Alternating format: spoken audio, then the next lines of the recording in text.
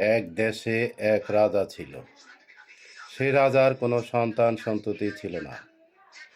একদিন রাজা এক তান্ত্রিকের কাছে গেল এবং তান্ত্রিককে জিজ্ঞেস করল, হে তান্ত্রিক সাহেব, কিরূপে আমি সন্তান লাভ করিতে পারি? তান্ত্রিক রাজাকে বলিলেন, হে মহামান্য রাজা, আপনি যদি কোনো পুত্র সন্তানকে বলি দিতে পারেন, তাহলে শুধুমাত্র আপনার একটি পুত্র সন্তান জন্ম লাভ করিতে পারে। তখন রাজা সাহেব সমস্ত রাজ্যে ঢোল পিটিয়ে দিলেন, এমন কোনো অভিভাবক আছেন যিনি তাহার সন্তানকে আমার নিকট বিক্রয় করিবেন, আর আমি ওই সন্তানের বিনিময়ে তাহাকে উচ্চ মূল্য প্রদান করিব। তখন রাজার এ সংবাদ পেয়ে এক গরিব অসহায় গৃহস্থ তার 4 সন্তানের মধ্যে সর্বছোট কনিষ্ঠ এক সন্তান, যে ছিল পুত্র, তাহাকে রাজার নিকট বিক্রয় করিল।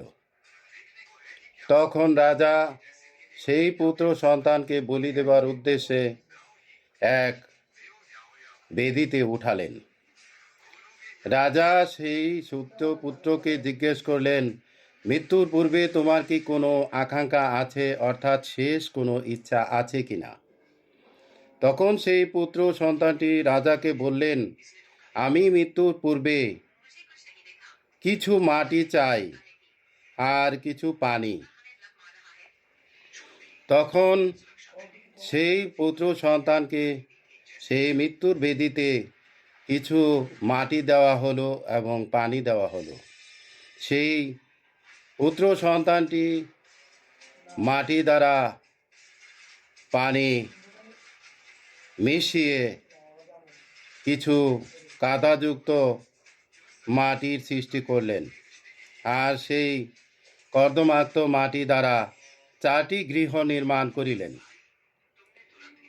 4টি গৃহ নির্মাণ করার পর সেই পুত্র সন্তানটি তার পায়ের গোড়ালি দ্বারা প্রথম একটি ঘরকে আঘাত করে নিম্নে ফেলে দিলেন।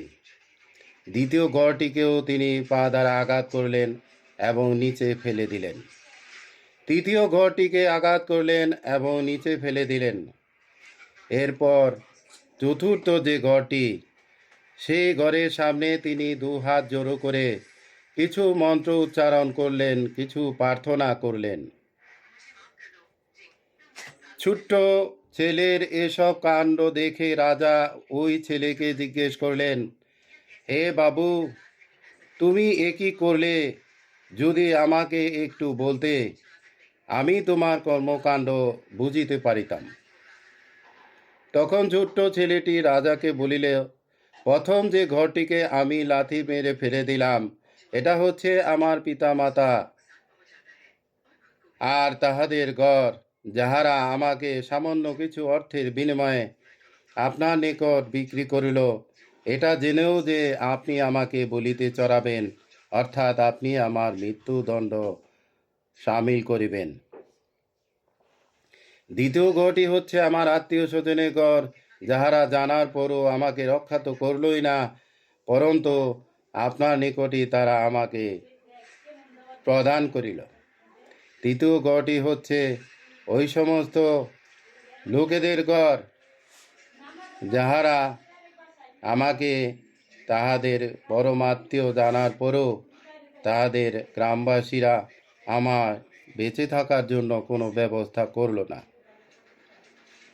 অর্থাৎ যাহারা আমার বন্ধু বান্ধব ছিল, তাহারা কেউ আমার মৃত্যুর ব্যাপারে আপনাকে কোনো সুপারিশ করল না।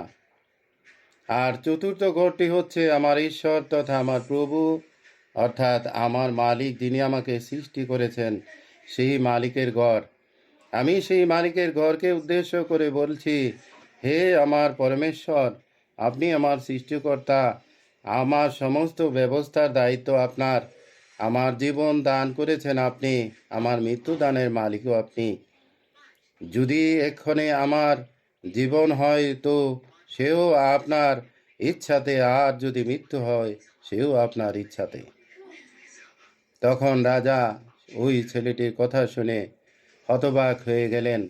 ছোট্ট একটি বালক, তিনি তাহার বুদ্ধিমত্তা দ্বারা কিরূপে সমস্ত কিছু রাজাকে বুঝিয়ে দিলেন, যে জগৎ সংসারে যখন চরম সময় উপনীত হয়, তখন না পিতামাতা, না আত্মীয় স্বজন, না প্রাতা প্রতিবেশী কেউ সঙ্গ দেয় না, বন্ধু বান্ধবও সঙ্গ ছেড়ে দেয়, তখন একমাত্র পরমেশ্বর অর্থাৎ সৃষ্টিকর্তাই তাহার সঙ্গ দেয়। অর্থাৎ তিনি পরমেশ্বরের কাছেই তাহার সর্বশেষ প্রার্থনা করলেন এবং সেই গড়টিকে তিনি অক্ষত রাখলেন। তখন রাজা খুবই হতবাক হয়ে গেলেন। তিনি ছেলেটিকে জিজ্ঞেস করলেন, এক্ষণে তোমার অভিপ্রায় কি? তখন ছেলেটি বলল, এক্ষণে আপনি যাহা ইচ্ছা তাহাই করেন, আমাতে কোনোই দ্বিমত নাই। তখন রাজা চিন্তা করিলেন যে আমি আমার স্বার্থ সিদ্ধির জন্যে এইরূপ এক জ্ঞানী এক অবুঝ শিশুকে হত্যা করিতেছি, আমার শুধুমাত্র নিজের সন্তান লালসার কারণে। আমি যদি এই সন্তানকেই আমার পুত্ররূপে গ্রহণ করি, তবেই আমি তো সুখ লাভ করতে পারি আর এর জীবনও রক্ষা পায়। তখন রাজা সেই সন্তানকে নিজের সন্তান রূপে গ্রহণ করলেন এবং তাহাকে লালন পালন করলেন এবং উচ্চ শিক্ষায় শিক্ষিত করলেন। পরবর্তীতে সেই সন্তানই সে দেশের রাজা হিসেবে নির্বাচিত হলো। এখানে এটা জিনিসই প্রমাণিত হলো যে যখন সৃষ্ট বিপদে পড়ে, তখন তাহার ঈশ্বরের নিকট প্রার্থনা করিলেই ঈশ্বরই তাহার জন্য উত্তম অভিভাবক হিসাবে তাহাকে রক্ষা করে। অর্থাৎ জগতের কোনো কিছুই কাহাকেও রক্ষা করার জন্য সামান্য পরিমাণ সাহায্য করার, সহযোগিতা করার থাকে না। তখন একমাত্র সৃষ্টিকর্তা, একমাত্র ঈশ্বরই তাহাকে রক্ষা করিয়া থাকেন।